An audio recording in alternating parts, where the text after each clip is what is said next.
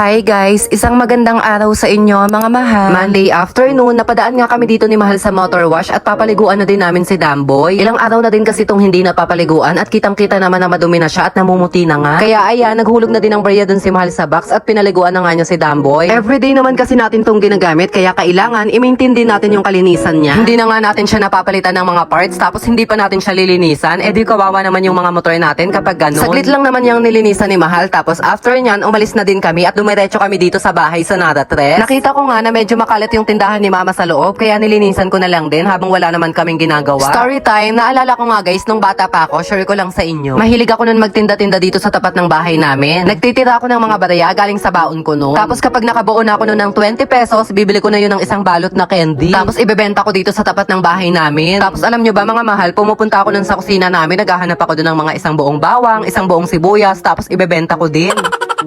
Syempre, para may pandagdag ako sa mga paninda ko, ganun. Tapos kapag nakabenta na ulit ako ng 20 pesos, ibibili ko na din agad yun ng candy para may pandagdag din, para dumami sila ng dumami.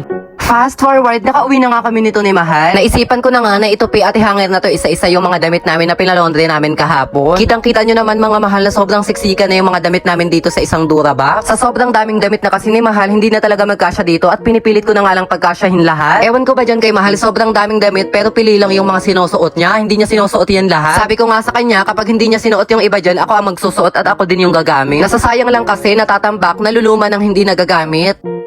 After niya, naligo lang kami saglit tapos umalis ulit kami. Pupunta nga ulit kami sa Naratres kasi naimbitahan kami sa 7th birthday ni Marcus. Pagkadaan nga namin dito sa elementary school ay uwian na din pala ng mga estudyante. Siguro mga 4 PM na din to and after ilang minutes nga lang ay nakarating na kami dito sa bahay nila Marcus. Mag-i-start na din pala kaya inayos na yung cake niya para makantahan na siya ng happy birthday. Ka-birthday niya nga din pala yung tito ko na si Kuya Apple at yung lola niya na si Ate Bidang kaya happy birthday sa inyong lahat. And nung okay na, nagkantahan na kami.